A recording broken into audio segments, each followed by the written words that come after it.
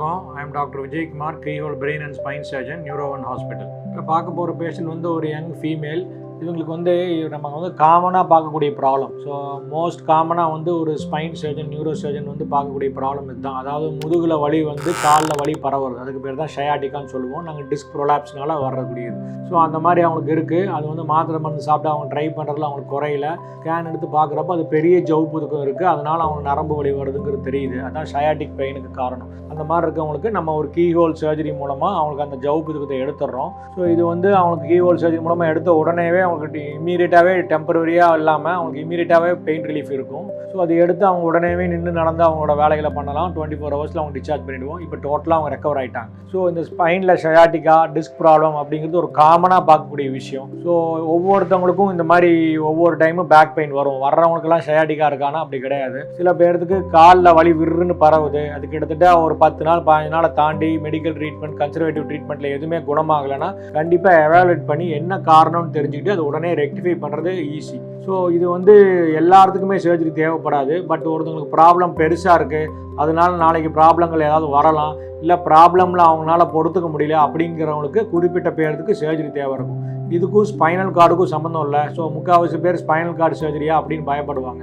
ரொம்ப மேல் அளவுலேயே முடிஞ்சிருது.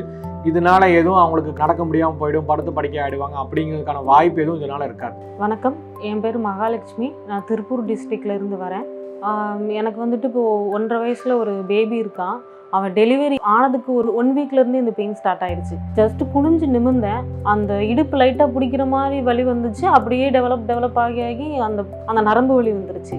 ஃபஸ்ட்டு ஹோமியோபதி போகலாம் அப்படின்ட்டு அங்கே போய் எல்லா செக்கப்பும் எடுத்து ஒரு 6 மந்த் கண்டினியூ பண்ணேன். குறையுது, ஆனால் மறுபடியும் இந்த பெயின் மறுபடியும் பெயின் வர ஆரம்பிச்சு. சரி, இதுக்கப்புறம் இது பண்ண முடியாது அப்படின்ட்டு கட்டு போடுறது அந்த மாதிரி போய் பார்க்கலாம், சித்த வைத்தியம் மாதிரி பார்க்கலான்னு போய் அதுவும் ஒரு 1 மாதம் 2 மாதம் தாக்கு பிடிச்சிச்சு. அது மறுபடியும் அது கேட்கல. மறுபடியும் இங்கிலீஷ் மெடிசன் போய் பார்க்கலாம் அப்படின்ட்டு கொஞ்சம் மணப்பாறைக்கு பக்கத்தில் ஒரு டாக்டர்கிட்ட போய் பார்த்தோம். அது ஒரு 1 மந்த் தான் சரியாச்சு. அதுக்கப்புறம் அதுவும் சரியாகலை. அதுக்கப்புறம் என்ன பண்ணலாம் அப்படின்ட்டு திருச்சியிலே போய் பார்த்துடலாம் அப்படின்னு சொல்லிட்டு என் வீட்டுக்கார் வந்துட்டு நெட்டில் சர்ச் பண்ணும்போது ஹாஸ்பிட்டல் நல்லா இருக்குது, 5 ஸ்டார்ஸ் கொடுத்துருக்காங்க, டாக்டர்ஸும் நல்லபடியாக பார்க்குறாங்க, எல்லாமே வந்துட்டு எதுவுமே குறை சொல்கிற அளவுக்கு இல்லை, இங்கே போய் நம்பி பார்க்கலாம் அப்படின்னு வந்து பார்த்ததுக்கப்புறம் தான் அப்புறம் மேமை பார்த்துட்டு அதுக்கப்புறம் சாரை சொன்னாங்க. அப்புறம் சார்கிட்ட பார்த்துட்டு அவங்க ஒரு 1 வீக் இது ரொம்ப லாஸ்ட் ஸ்டேஜுக்கு போயிடுச்சுங்க. கிட்டத்தட்ட எனக்கு 1 இயராகவே இந்த பெயின் இருந்துக்கிட்டே இருந்துச்சு. எங்கே போயுமே சரியாகலை. எப்படியாவது சரி பண்ணால் போதும்னு தான் இங்கே வந்தேன். நடந்தால் போதும், நடக்கவே முடியாத அளவுக்கு வலி.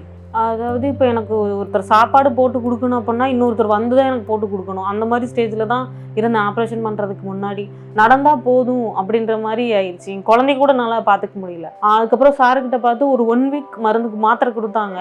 1 மாத்திரை கொடுக்குறமா உங்களுக்கு சரியாகும், அப்படி ஆகலை அப்படின்னா ஆப்ரேஷன் தான் அப்படின்னு சொல்லி தான் கொடுத்தாங்க. ஏன்னா அது லாஸ்ட் ஸ்டேஜ் 1 இயருக்கு மேலே ஆயிடுச்சு அப்படின்னு. மாத்திரை சாப்பிட்டு லைட்டாக தான் வலி குறைஞ்சிருந்தது. அதுக்கப்புறம் ஆப்ரேஷன் 1 டே மொதல் நாள் வந்து சேர்ந்தேன். அடுத்த நாள் மத்தியானத்துக்கே டிஸ்சார்ஜ் பண்ணிட்டாங்க. ஆப்ரேஷன் பண்ணி 5 மாதம் ஆகுது. இது வரைக்கும் எந்த பிரச்சனையும் இல்லை. அவங்க சொன்னதை ஃபாலோ பண்ணிக்கிட்டு இருக்கேன். வெயிட்டு தூக்கக்கூடாது, நீங்கள் கொஞ்சம் வெயிட்டை கம்மி பண்ணிடணும் அப்படின்ட்டு இப்போ பார்த்துட்டேன். எந்த பிரச்சனையும் இல்லை. இன்கேஸ் ஏதாவது உங்களுக்கு தொந்தரவு இருந்தால் வந்து பார்த்துட்டு போங்க, மற்றபடி ஒரு பிரச்சனையும் இல்லை அப்படின்னு சொல்லிட்டாங்க. இப்போது ஆஃப்டர் ஆப்ரேஷனுக்கு அப்புறம் நான் என்னோட வீட்டு வேலை, நான் குழந்தைய பார்த்துக்கிறது, மற்ற எல்லா வேலையும் நானே பார்க்க ஆரம்பிச்சிட்டேன். யாரோட எந்த ஹெல்ப்பும் இல்லாமல் நான் நடக்கிறேன். எனக்கு ஃபஸ்ட்டு அதுதான் மெயினாக இருந்துச்சு. நடக்க ஆரம்பிச்சிட்டேன். உட்காந்து எந்திரிக்கையிலையோ படுத்து எந்திரிக்கையிலையோ எந்த பிரச்சனையும் இல்லை. நான் நல்லா இருக்கேன். எந்த தொந்தரவும் இல்லை எனக்கு. விஜயகுமார் சார் தான் எனக்கு எல்லாம் பார்த்தாங்க. Thank you so much sir. நான் இங்கே வந்து நடக்கிறேன்னா அது நீங்கள் கொடுத்த ஹோப்னால தான். நீங்கள் ஃபஸ்ட்டு நம்பிக்கை கொடுத்ததுனால தான் நான் ஆப்ரேஷனுக்கே ஒத்துக்கிட்டேன். கொஞ்சம் பயமாக தான் இருந்தது. நீங்கள் தெளிவாக கிளாரிஃபையாக சொன்னதுனால தான் நான் ஆப்ரேஷனுக்கே ஒத்துக்கிட்டேன். உங்களால் தான் சார் நடக்கிறேன். ரொம்ப தேங்க்யூ.